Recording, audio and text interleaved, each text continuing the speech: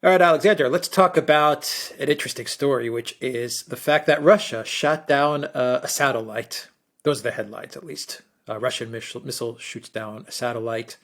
Risky behavior. It is risky behavior. I do agree with that. Sergei Shoigu, the Russian defense minister, said that the fragments that formed do not pose any threat to space activity. Okay, he probably knows 1,000 times better than I do, but still, it sounds very, very risky. Lavrov told reporters that to declare that the Russian Federation creates risks for the peaceful use of space is, at the very least, hypocrisy.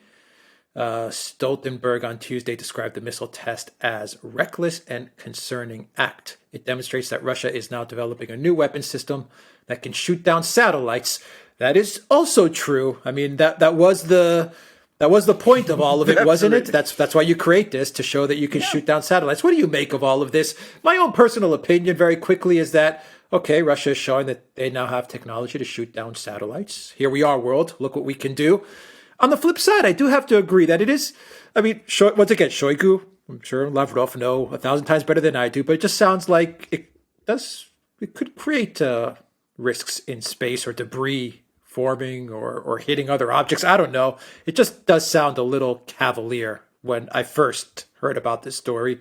I don't know. What's your take about it? I am exactly of the same view as you are. I mean, I am not an expert on these things, but I find it difficult to understand how destroying a satellite in the way that Russia did and creating fragments, however small they are, would not cause potential risks. But I think the Russians were perfectly well aware of that, and I think they decided that they would do this nonetheless. Now, it's important to stress that this is not a new system. The missile that was used is the A235 Noodle, which is a very powerful missile system that Russia has developed for several years. About 20 years it's been under development, and it's extremely advanced. And it is both an anti-satellite system, and it is also intended to shoot down intercontinental ballistic missiles launched from the United States. So it is an anti-ballistic missile system as well. And the Russians have done that at the same time as they have started production and deployment of the very advanced S-500 surface-to-air missile system, which is also believed to have an anti-ballistic missile capability. And then within hours of confirming that this is now, of this test happening, and shortly after we got all this information over the last few weeks that the S-500 is being deployed, the Russians have now suddenly announced that they are in rapid development, in advanced development of yet another system, which is the S-550 surface-to-air missile system, which is a hypersonic system, which is apparently intended to shoot down intercontinental ballistic missiles in low, as they're actually dropping towards the Earth. So I think what the Russians did with this is, I think they wanted to provide the West, NATO, the United States with a shock, and to demonstrate to them the extent of Russia's capabilities, its technological capabilities.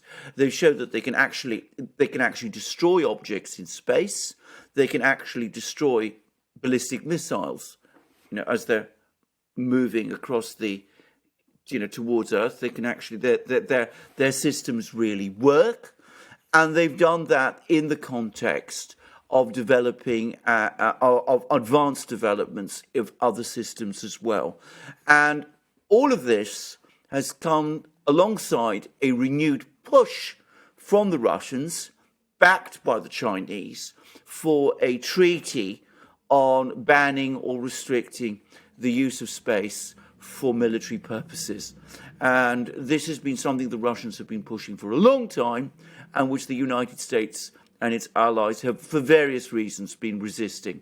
So I think this was a reckless move, if you like. This was a shocking move. It was intended to shock. It was intended to grab attention. It was a way of saying to the Americans, look, we have this capability. We now have our own effective anti-ballistic missile capability, which you now know about. We've got an anti-satellite capability, which you know about as well. We are further advancing with more and more developments of these kind of systems. So the best thing for you to do is to cease your belligerence and sit down at the table and talk to us about anti-ballistic missile defenses, which is something you've resisted doing, and also talk to us about space developments also. And that's not going to be welcome in the United States, but it's the kind of move and counter move that you would expect in this kind of extremely fraught situation which exists between the nuclear superpowers at the moment.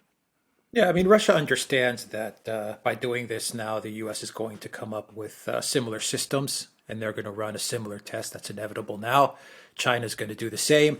And in essence, what this means is that this shooting down of the satellite by Russia may have just completely destroyed the quote-unquote Space Force projects, these types of projects of militarizing space that Trump talked about. And the Biden White House, I don't think they've turned their back on it either. The idea that the U.S. would militarize space, which was it's an idea, and it makes sense. You want to get an upper hand on your enemies, take it to space, and you can wage war from there. Absolutely. However that's done. But this is just kind of created like a mad situation, right? A mutually assured destruction. We can do it. We know you're going to be able to do it in 6 months or a year. So it just cancels each other out. Space is off limits now because I can destroy your satellites. You can destroy mine. Let's just leave it alone. Absolutely. That's exactly the point. I mean, first of all, the United States does have, to the best of our knowledge, an anti-satellite capability. It hasn't demonstrated it in the way that Russia has done, but the United States probably could shoot down satellites. In fact, I'm sure it could, just as Russia has done. So can China. Apparently, even India may have a similar capability. It's tested a system. Apparently, it's not as advanced as the Russian is. But you're absolutely right. The United States has been talking about space as the high ground. It launched its space forces. It gave it a bizarre logo, by the way, which seemed to be copied from, absolutely Trekkie Star Trek stuff. I mean, it was really cool. Boldly go into whatever it is. And the Russians are saying, well, if you want to go down that road, well, you will find us there. We are the Klingons. We'll be there too. I mean, let's remember that sort of aspect of it. So, you're not going to have this to yourself. And we will be there, and so will the Chinese. So and of course and other people. So you can't achieve this objective of making space the high ground and you dominating it in the way that you thought you could. So better sit down and talk, and let's agree limitations on this in all our interests. I think that's going to be very difficult, I think, for the US to accept that, there we are. We'll see what happens.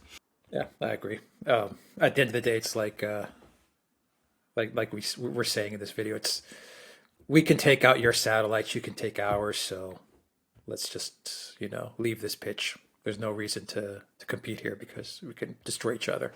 So, absolutely. Yeah. Absolutely. All right. Interesting story. Everyone is talking about it. Yeah.